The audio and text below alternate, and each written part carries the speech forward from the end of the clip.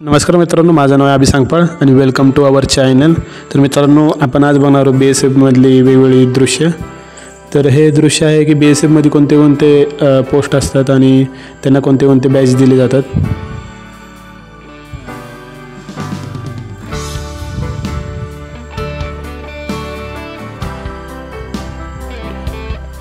आणि मित्रांनो, हे खूप रिअलिस्टिक वाटत होतं, खूप भारी वाटत होतं बघायला. खूप भारी थीम बनवली होती BSFची.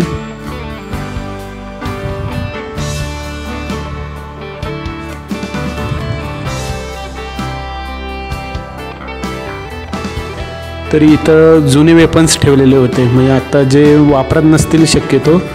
तरी आता AK-47 वगैरे त्यासारख्या भारी भारी बंदूक ज्या आहेत, ज्या आत्ता म्हणजे जुने आहेत, त्या ठेवलेल्या आहेत.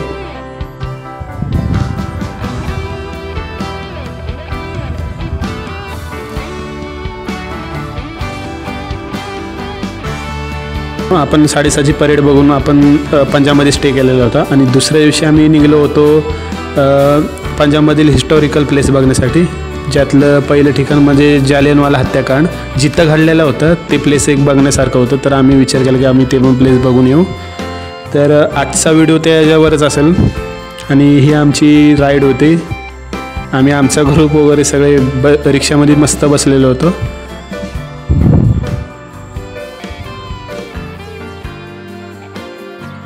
मित्रांनो, स्वातंत्र्य काळात प्रत्येक राज्यात अशा संघटना तयार होत होत्या. त्याच्यात रोलेट ॲक्टच्या विरोधात ही एक संघटना तयार झालेली होती. त्याच्यातूनच घडला जालियन बाग हत्याकांड. आणि त्यावेळेला जे अधिकारी ब्रिटिश होता तो होता एडवर्ड डायर.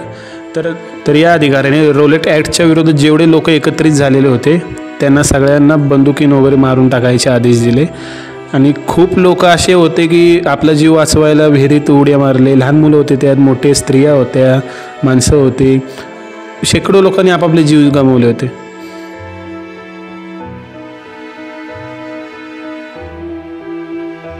त्यातील आपण काही दृश्य पाहणार आहोत.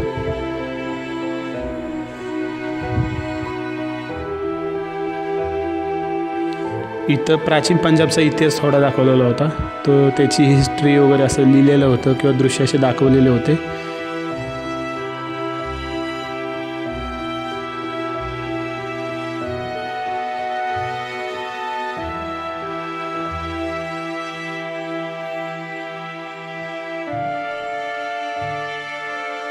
मित्रांनो, ह्याच हिस्ट्रीच्या बेसवर उधम सिंग नावाचा विकी कौशलचा एक आत्ताच सध्या एक मूवी आलेला. तर ती ही स्टोरी आहे की जेव्हा हा हत्याकांड झाला त्यानंतरच एका व्यक्तीने हा बदला घेतला. त्याचं नाव होतं उधम सिंग म्हणून. तर तो एक मूवी एक नक्की बघा. इथं आपल्याला इंग्रजांची फौज वगैरे दिसत आहे. तर अशी वेगवेगळी माहिती वगैरे अशी TV वर दाखवतात तशी दाखवली जात होती.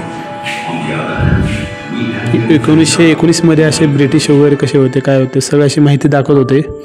इथं असं दाखवलं गेलं आहे की त्यावेळेला इंग्रजांनी जेव्हा लोकांवर असं फायर केलेलं होतं, जिथं म्हणजे संघटना एक तयार झाली तेव्हा लोकांनी विहिरीमध्ये वगैरे उड्या घेतल्या होत्या.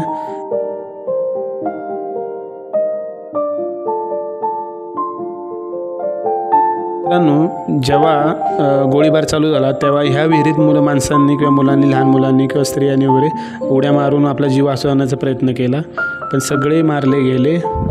तर आपण दृश्य बघू शकता विहिरीचे वगैरे.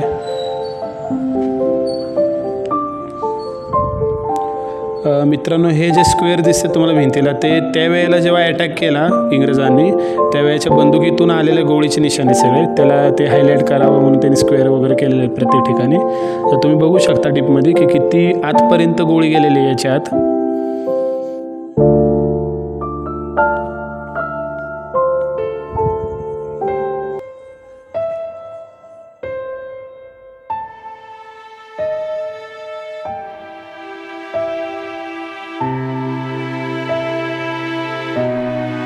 मित्रांनो, हे स्मारक आहे त्या लोकांसाठी ज्यांनी आपले जीव गमावले होते त्यांच्यासाठी.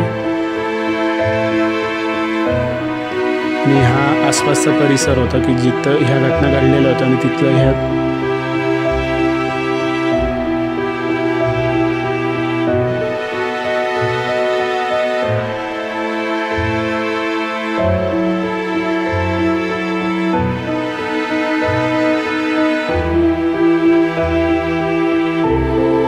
मित्रांनो, जालियनवाला बाग हत्याकांडामध्ये जे लोक जीव गमून बसले त्यांच्यासाठी ही ज्योत कायम पेटत राहते.